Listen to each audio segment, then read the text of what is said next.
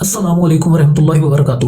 آج ہم آپ کو سلطان صلاح الدین ایوبی رحمۃ اللہ علیہ کی زندگی کے دو مختصر اور نہایت حیران کن واقعات سنائیں گے۔ ان دو واقعات سے ہمیں معلوم ہوگا کہ یہ وہی سلطان تھا جو ایک ماں کی تکلیف دے کر دھاڑے مار مار کر روتا ہے، لیکن جب نبی کریم صلی اللہ علیہ وآلہ وسلم کی غیرت و حمیت کا معاملہ آتا ہے تو اس سلطان کے جلال کے آگے دشمن کی کوئی بڑی سی بڑی فوج بھی ٹھہر نہیں سکتی تھی۔ اور صلیبی اور عیسائی فوجوں میں سلطان صلاح الدین ایوبی رحمۃ اللہ علیہ کی اس قدر دہشت تھی کہ عیسائی مائیں اپنے بچوں کو ان کا نام لے کر ڈرایا کرتی تھی۔ آپ سے گزارش ہے کہ آپ ہمارے چینل کفیل ٹی وی کو ضرور سبسکرائب کریں اور ویڈیوز کو آگے شیئر بھی ضرور کریں تاکہ ہماری حوصلہ افزائی ہو سکے اور بے غیرتی اور بے حیائی والی ویڈیوز کے مقابلے میں ہم اسلامی موضوعات پر ویڈیوز بناتے رہیں۔ جزاک اللہ۔ پہلا واقعہ کچھ یوں ہے کہ ایک دفعہ صلیبی جنگ کے دوران ایک عیسائی عورت اپنے لشکر سے نکل کر روتی پیٹتی مسلمانوں کے لشکر میں آ گئی۔ مسلمان سپاہیوں نے اسے پکڑ کر صلاح الدین ایوبی رحمۃ اللہ علیہ کے سامنے پیش کیا۔ سلطان صلاح الدین ایوبی رحمۃ اللہ علیہ نے اس عورت سے بڑی حیرانگی سے پوچھا کہ تم ہمارے لشکر میں کیا کرنے آئی ہو اور تمہارے رونے کی کیا وجہ ہے؟ تو اس عورت نے روتے ہوئے جواب دیا کہ رات کو میرے بیٹے کو کوئی پکڑ کر لے گیا ہے، اور جب میں نے اپنے لشکر میں لوگوں سے مدد مانگی تو انہوں نے کہا کہ ہم تمہاری مدد نہیں کر سکتے، تم مسلمانوں کے بادشاہ کے پاس چلی جاؤ، وہ بہت رحم دل اور خدا ترس انسان ہے، ہمیں امید ہے کہ وہ تمہاری مدد ضرور کرے گا۔ اس عورت نے التجا کرتے ہوئے سلطان صلاح الدین ایوبی رحمۃ اللہ علیہ کو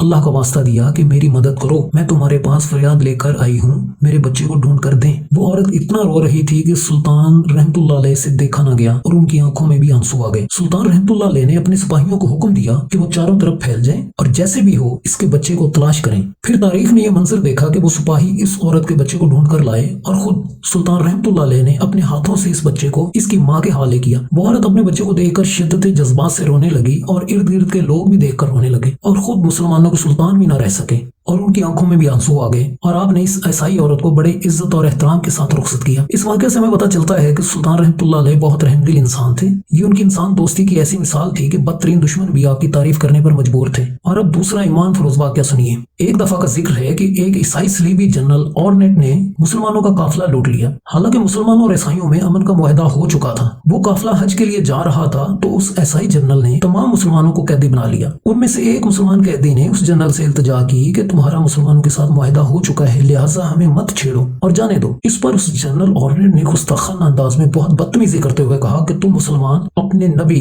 صلی اللہ علیہ وسلم سے کہو کہ تمہیں آ کر مجھ سے بچا لیں۔ پھر اس گستاخ جنرل نے ان تمام مسلمانوں کو بہت بے دردی سے شہید کر دیا۔ جب یہ خبر سلطان صلاح الدین ایوبی رحمۃ اللہ علیہ تک پہنچی تو وہ بہت جلال میں آ گئے اور انہوں نے فیصلہ کیا کہ جب بھی جنرل اورنیٹ ان کے ہاتھ آیا وہ اس کو اپنے ہاتھوں سے قتل کریں گے۔ لہٰذا اللہ کی کرنی ایسی ہوئی کہ جنگ حطین میں جب صلیبیوں کو شکست فاش ہوئی تو اورنیٹ کو مسلمانوں نے گرفتار کر لیا اور اسے گرفتار کر کے سلطان صلاح الدین ایوبی رحمۃ اللہ علیہ کے سامنے پیش کیا۔ آپ رحمۃ اللہ علیہ اس کو دیکھ کر جلال سے سرخ ہو گئے۔ آپ رحمۃ اللہ علیہ نے اورنیٹ کو قریب بلایا اور اس کو اس کے وہ گستاخانہ الفاظ یاد کروائے جو اس نے مسلمانوں کا قافلہ لوٹنے کے دوران ایک مسلمان سے کہے تھے۔ سلطان صلاح الدین ایوبی رحمۃ اللہ علیہ نے بڑے جلال میں اورنیٹ سے فرماتے ہوئے کہا کہ میں اللہ کے رسول صلی اللہ علیہ وسلم کی آبرو کی حفاظت کے لیے موجود ہوں۔ آپ رحمۃ اللہ علیہ کے یہ الفاظ سن کر اورنیٹ کے پاؤں تلے سے زمین نکل گئی۔